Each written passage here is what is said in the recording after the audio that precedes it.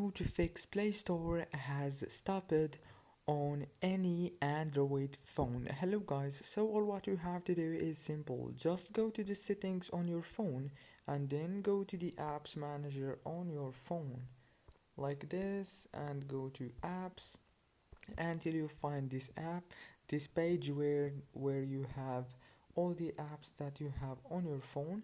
Search for Play Store and click on it, and now click on disable and force stop, and then go to the data usage and make sure to enable all those options, and then click on storage and click on clear data and cache.